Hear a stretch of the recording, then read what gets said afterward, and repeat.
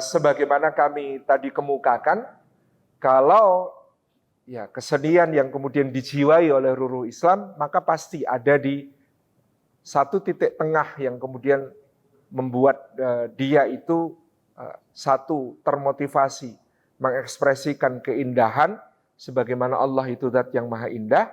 Di sisi lain dia tetap mengindahkan hukum-hukum yang ada, tentu dengan sekreatif mungkin. Sehingga saya tadi memberikan contoh bagaimana Sunan Kalijaga seorang ahli usul mensiasati adanya kondisi ya, kebudayaan setempat sekaligus hukum yang kemudian harus tetap ditaati.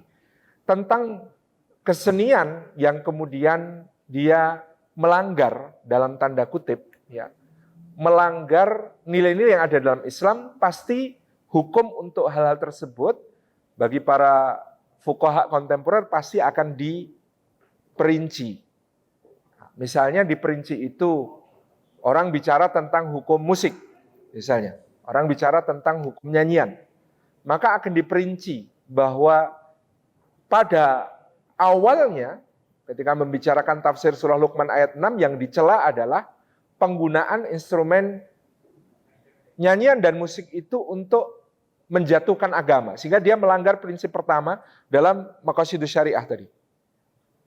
Ini adalah sesuatu yang dilakukan oleh seorang tokoh Quraisy namanya Nadhr bin Haris. Kalau kita mau baca tafsir dan asbabun nuzul secara lengkap, di mana dia menyewa budak penyanyi dan kemudian dia belajar berbagai mitologi, cerita-cerita kuno untuk menyaingi Nabi Muhammad dan selalu mengatakan mana yang lebih merdu, suaranya Muhammad membaca kitab sucinya atau suara penyanyiku.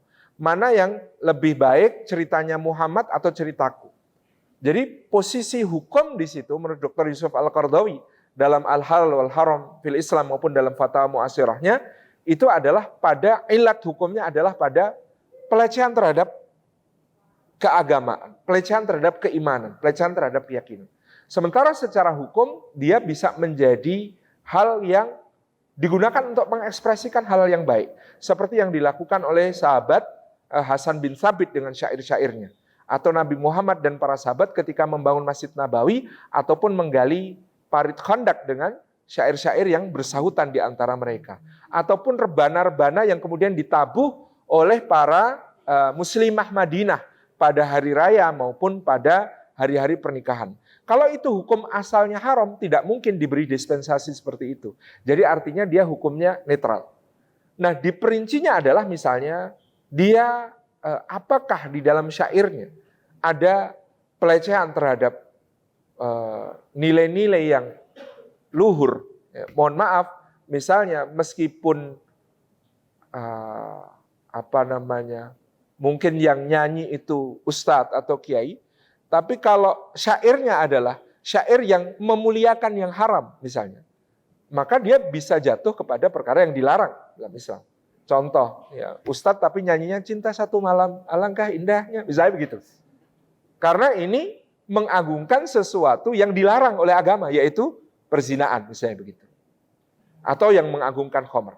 Yang kedua terkait dengan penampilannya. Ya.